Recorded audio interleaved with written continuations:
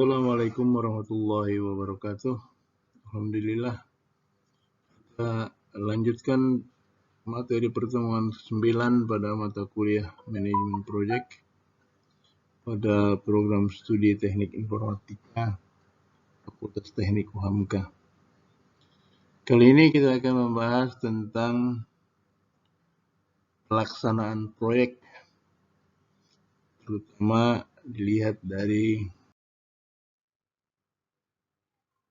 kebutuhan dan alokasi sumber daya proyek, baik material, tenaga kerja, dan dana. Mungkin juga yang lain-lain juga sebenarnya bisa digunakan model ini. Untuk mengetahui penggunaan sumber daya dalam pelaksanaan proyek, perlu diketahui dengan jelas kebutuhan sumber daya proyek dan tipe jadwal proyek. Sini akan dibahas 3 tipe jadwal proyek, yaitu proyek yang dilaksanakan seawal mungkin, proyek yang dilaksanakan selambat mungkin, dan proyek yang dilaksanakan menghabiskan pre-plotting, terutama untuk kegiatan-kegiatan yang non-kegiatan kritis. 3 sumber daya yang akan di-exercise di dalam pertemuan ini adalah peralatan, tenaga kerja, dan dana. Tipikal model PERT akan digunakan untuk alokasi sumber daya dalam pelaksanaan proyek. Baik, ini adalah network diagram untuk suatu proyek yang jadi tipikal dalam bahasan kita. Terdiri dari 8 kejadian. Kejadian 1 mulai, kejadian 8 selesai.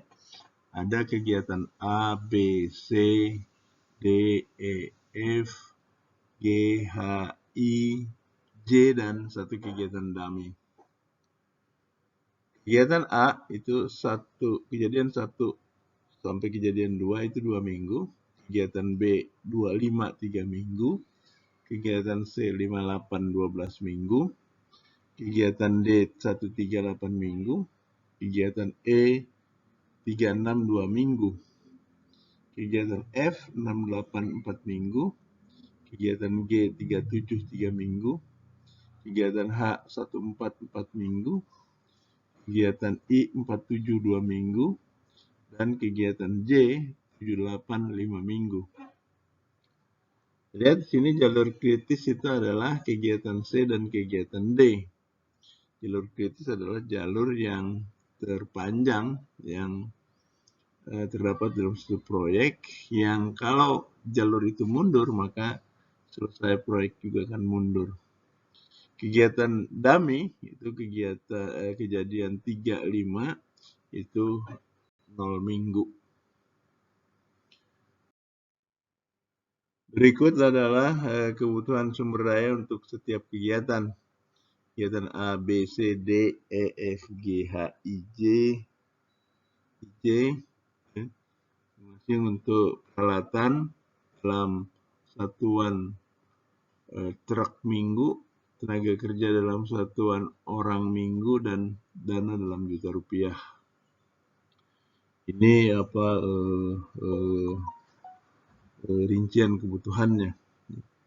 Misalnya kegiatan A itu tidak butuh peralatan, kegiatan B itu 15 truk minggu, kegiatan C 36, kegiatan D 0, kegiatan E 12 truk minggu, kegiatan F 0, kegiatan G 9 truk minggu, kegiatan H 16 truk minggu, kegiatan I 0, dan kegiatan J 10 truk minggu. Kemudian tenaga kerja dalam orang minggu, A itu 20, B 18, C 60, D 40, E 18, F 20, G 18, H 16, I 20, dan J 30. Lalu dana itu kegiatan A 30 juta maksudnya. Kegiatan B 60, kegiatan C 120, kegiatan D 80, kegiatan E 40, kegiatan F 60, kegiatan G 45, kegiatan H 80, kegiatan I 100, dan kegiatan J 50. Namanya kebutuhan peralatan kalau jadwalnya itu, pelaksanaan kegiatannya itu dilakukan seawal mungkin. Yang pasti adalah bahwa kegiatan D dan C itu kegiatan yang tidak bisa digeser. Tapi kegiatan D dan E itu kan cuma butuh peralatan 36+0 secara total. Tapi kalau kita lihat di sini di seawal mungkin kegiatan A itu 2 minggu, tapi tidak membutuhkan peralatan. Kegiatan B itu 3 minggu, itu di seawal mungkin, itu pada minggu ketiga, 4, dan 5. Kemudian kegiatan C dan D itu tidak bisa dirubah-rubah itu. Ya, jalur kritis. Kegiatan E itu diambil seawal mungkin itu di minggu minggu ke-9 dan ke-10. Sedangkan kegiatan F itu minggu 11, 12, 13, dan 14. Kegiatan G itu dilakukan di minggu ke-9, 10, dan 11. Kegiatan H itu soal mungkin kegiatan H itu di minggu 1, 2, 3, dan 4. Sedangkan kegiatan E di minggu 5 dan 6. Dan terakhir kegiatan J di minggu 12, 13, 14, dan 15. Jadi kalau dijumlahkan, itu kebutuhan peralatan per minggu, di minggu pertama butuh 4, minggu kedua butuh 4, minggu ketiga butuh 9, keempat butuh 9, minggu kelima butuh 5, minggu 6, 7, 8 itu tidak dibutuhkan. Minggu 9, 12, 10, 12, 11, 6, 12, 13, 14, 15, 16 itu hanya 5. Sedangkan di minggu 17, 18, 19, 20 itu masing-masing 3. Sedangkan jumlah per kegiatan itu kan jumlah per kegiatan itu kan kegiatan B butuh 15 week track, kegiatan C itu 36, kegiatan D itu 0, kegiatan E 12, kegiatan F 0, kegiatan G 9, dan selanjutnya bisa dilihat di tabel ini. Itu kalau pekerjaan-pekerjaan yang bukan kegiatan kritis itu dilakukan seawal mungkin. Nah, jika pekerjaan yang bukan jalur kritis, bukan pekerjaan yang kritis, dilakukan selambat mungkin, maka kita lihat polanya ini. Kegiatan A itu digeser ke terakhir, dia akan butuh 2 minggu, maka dia di minggu keempat dan minggu kelima. Gitu juga kegiatan B itu kan 3 minggu, dia digeser ke kegiatan terakhir, ke minggu terakhir, yaitu 6, 7, dan 8. Kegiatan C dan kegiatan D itu nggak bisa digeser-geser karena dia merupakan jalur yang kritis. Begitu juga kegiatan E di terakhir, di minggu 15-16, kegiatan F juga di akhir selambat mungkin, ya, seakhir mungkin. Itu di 17, 18, 19, 20. Kegiatan G di minggu 13, 14, 15. Kegiatan H minggu 10, 11, 12, dan 13. Kegiatan I di minggu 14 dan 15, serta kegiatan J di akhir mungkin, jadi kegiatan di minggu 16, 17, 18, 19, dan 20. Sehingga kebutuhan peralatan per minggunya itu di awal-awal itu, minggu 1, 2, sampai minggu kelima itu belum dibutuhkan. Minggu 6, 7, 8 itu 5. Minggu 9, 3. Minggu 10, 11, 12 itu 7. Minggu ke-13 itu 10. 14 itu 6. Minggu ke-15 12. Minggu ke-16 11. Dan minggu 17 sampai minggu 20 itu dibutuhkan 5 peralatan kerja. Nah, itu kalau kegiatan-kegiatan yang bukan kegiatan kritis itu digeser ke terakhir, dilaksanakan selambat mungkin. Varian ketiga itu adalah kebutuhan peralatan kerja di mana pelaksanaan itu menghabiskan free float. Ya ini kalau kita lihat free float dihabiskan maka polanya itu tadi hampir mirip juga sih. Tapi ada bedanya.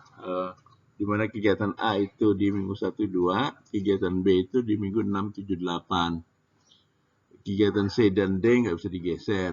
Kemudian kegiatan E di minggu 9-10, kegiatan F 17-18-19-20. Kegiatan G itu di 9-10-11, kegiatan H ke kiri lagi balik 1-2-3-4, kegiatan I itu di minggu 10 dan 11, dan kegiatan J itu di akhir 16, 17, 18, 19, 20. Jadi beda tentu alokasi kebutuhan tenaga kerjanya, ya. 4 di minggu 4 minggu pertama, kemudian di minggu kelima 0, 6, 7, 8, 5 masing-masing, 9, 10, 12, 11, 6, 12, 13, 14, 15 masing-masing 3, dan 16, 17, 18, 19, dan 20 masing-masing 5.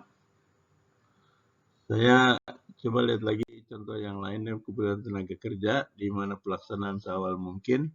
Di mana kita lihat di sini kebutuhan tenaga kerja per minggu itu 19, minggu pertama kedua 19, minggu ketiga keempat 15, minggu kelima 21, minggu keenam 15, 7, 8 itu masing-masing 5, minggu 9, 10, 20, minggu 11 sampai minggu ke-14 itu masing-masing 16, minggu 15 sampai 15, sampai 16 itu 11, dan 17, 18, 19, 20 itu masing-masing 5. Jika pelaksanaan selambat mungkin, kebutuhan tenaga kerja itu alokasinya sebagai berikut. Minggu 1, minggu 2, dan sampai minggu 3 itu masing-masing 5. Minggu 4, minggu 5 itu 15.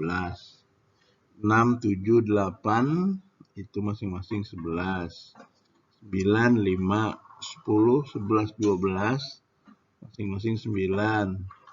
13 itu 15, 14, 21, 15, 30, 16, 20, 17, 18, 19, 20 itu masing-masing 16.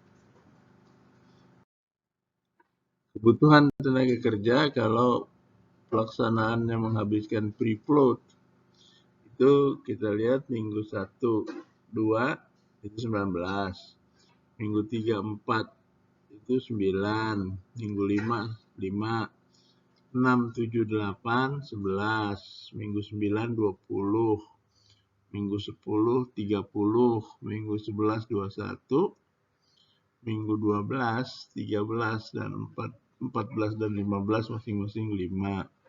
16 itu 11, dan selanjutnya minggu ke-17, 18, 19, 20 itu masing-masing 16. Untuk kebutuhan dana, kalau pelaksanaan seawal mungkin, polanya akan sama dengan kebutuhan sumber daya yang lainnya.